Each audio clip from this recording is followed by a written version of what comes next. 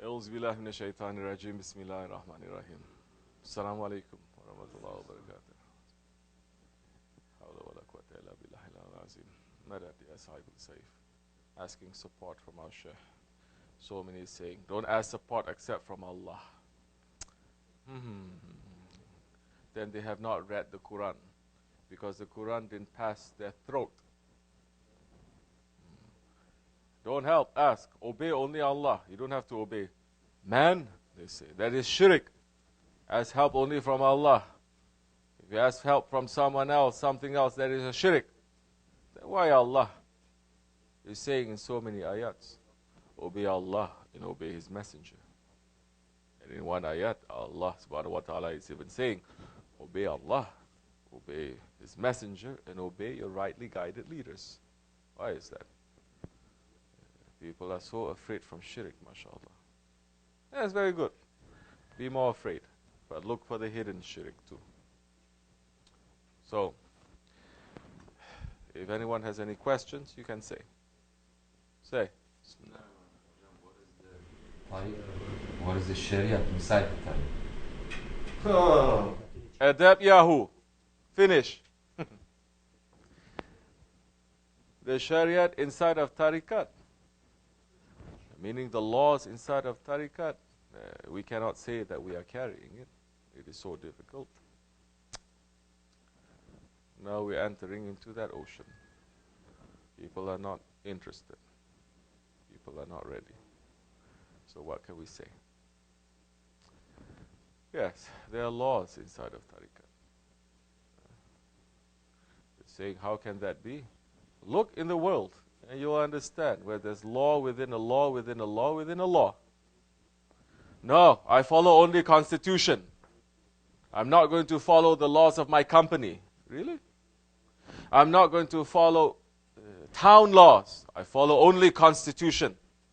You ever hear someone crazy like that speaking? Never, right?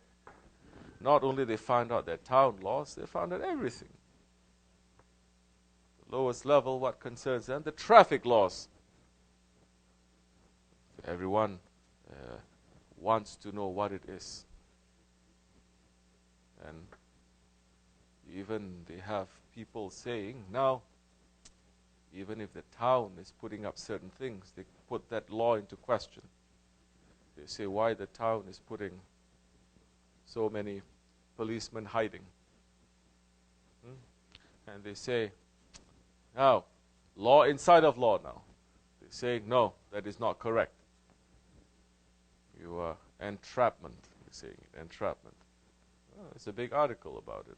Towns are making a lot of money. But these days, that's why, characteristic of a munafiq, characteristic of a tyrant. They're trying to entrap people. They're trying to threaten people. They're trying to go above the law. Yes, if the law within a law within a law is against the constitution, then we're going to say this is not constitutional. If it is, who cares?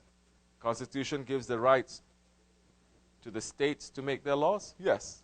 The states give the rights to the town to make the laws? Yes.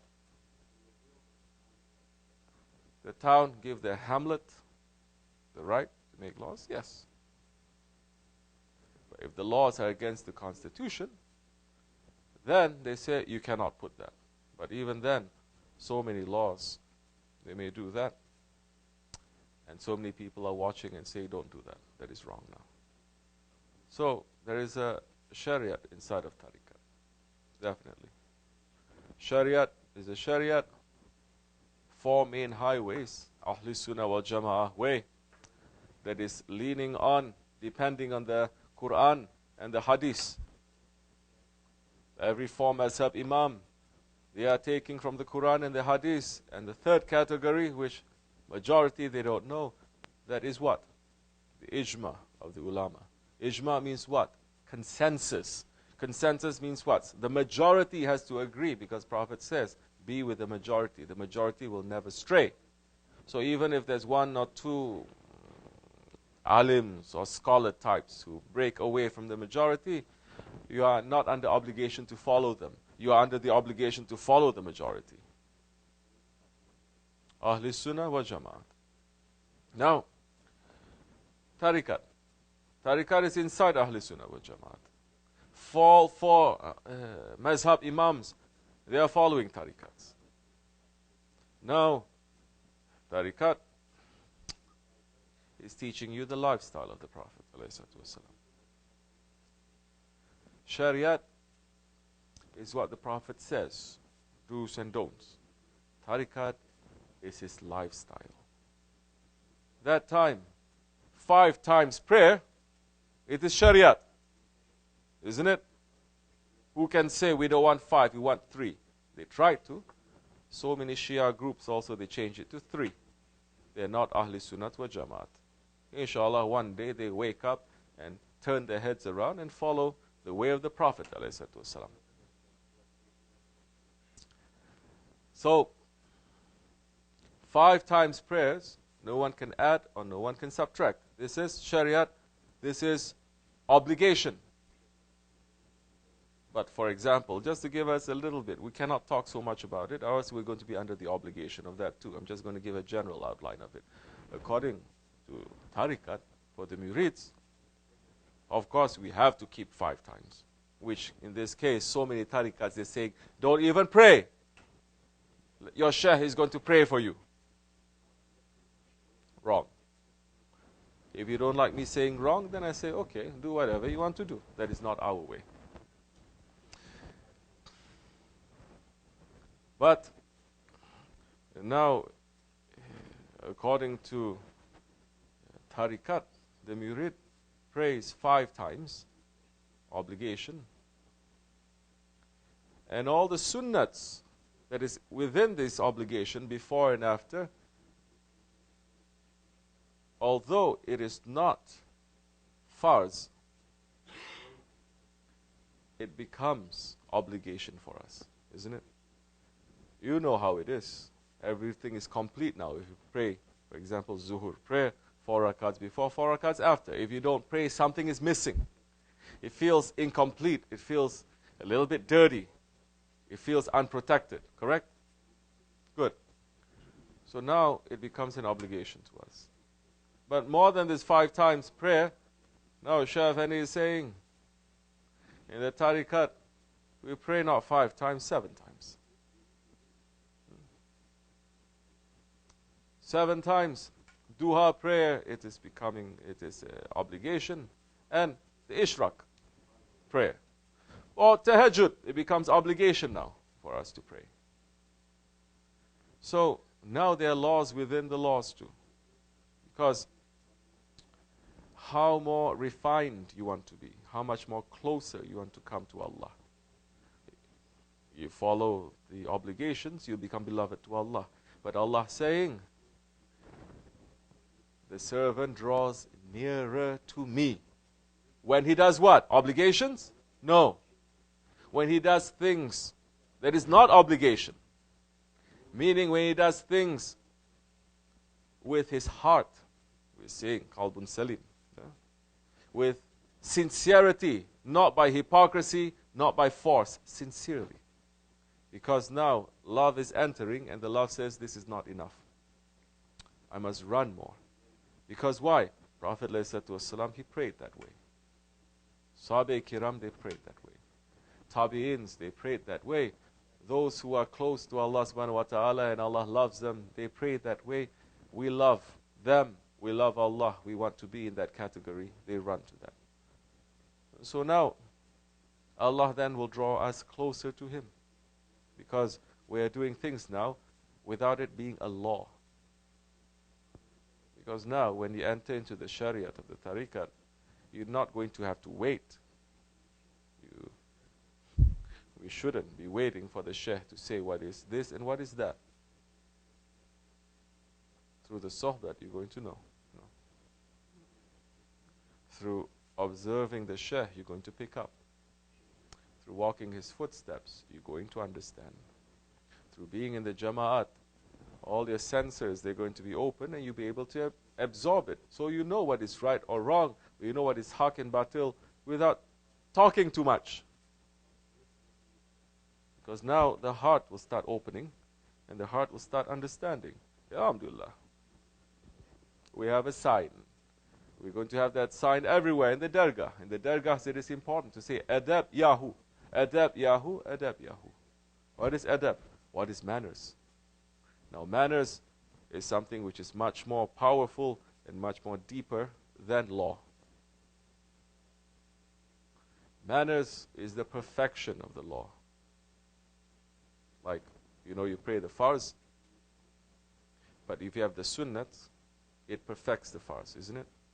Now you're going to say, not just I'm going to see the sunnat of praying 4 rakats before zuhur and 4 rakats after zuhur. Now I'm going to wear a turban to pray. Because Prophet ﷺ was saying, the prayer of that one who prays with a turban is 70 times more superior than the one who doesn't wear a turban. Then he's going to say, now, not just that, what other sunnats that is not obligation, but I like to do, to make it more perfect? Now we're entering into adab. In Tariqat, it is very simple, because we just have to look at our Shaykh, our Murshid. Whatever he does, we follow. Because that one who is a Murshid al-Kamil, that is following the Holy Prophet ﷺ. If you see a Murshid is not following Shariat, as you like, put a question mark there, or anything, as you like. But that is not our way. We follow a Murshid that we're saying step by step, he's following the lifestyle of the Prophet. Then you start working, your heart starts working. I'm going to wear a turban, I'm going to put on perfume, I'm going to carry a miswak. And you're going to say, now that is outside. Now not only prayer, now you're going to wear the clothes, the identity of a believer. Not only that, I'm not going to come last minute now, saying to the prayer. I'm going to prepare myself before. I'm going to, instead of just prayer time, azan calling, rushing to make a wudu, I'm going to have a wudu half hour before. Then more you're going to say, I'm going to have a wudu whole day. Then you start preparing. Then what happens? Your day is going to be punctuated by namaz. Are you going to say? No more you're going to say, what time is it? It's lunchtime. It's dinner time. If you don't have prayer, your day is going to be divided by when you're going to feed your ego. But you have the prayer and you're putting the sunnat in there, it's going to be because it is the time of namaz. That is how my life, my clock, my manners is going to go according to that. Once you start doing that, it's going to become easy. Adab Yahu, manners. What the Prophet ﷺ is saying, right? My Lord sent me to perfect the manners. Islam is perfection of manners.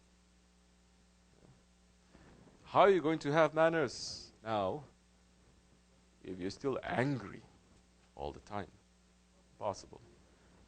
So stubborn all the time. You're going to have manners? That's why we're saying manners is not just putting like this and then walking back. That's not manners. Or some people, they do this. So many things. That's not manners. Manners is when you can't step on your ego. That is manners. Then that's the time you're not going to wait for open signs to come to you, for the Shaykh to yell at you, screaming and yelling and forcing. No, he doesn't force anyway. You're going to pick up very easily. This is right, that is wrong. Your heart will start working then that time. Yes. Your heart is going to tell you, is this good or is this bad? But we're going to start, definitely, from the beginning, from the bottom. Don't start from the top. You just come in, you meet your Shaykh. So many times the Shaykh may just hook you, to pull you in. He may even say a couple of things. If you are sincere, if you're not a hypocrite, you're going to say, I don't deserve anything that he's saying about me. I'm here to clean myself up.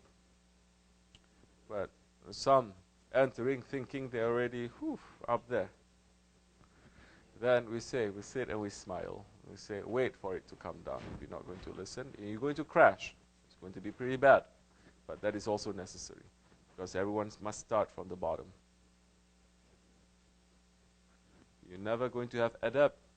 You're never going to have shariat if you don't have submission.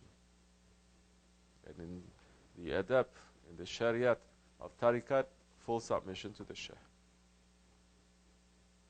And that time when ashq enters into your heart,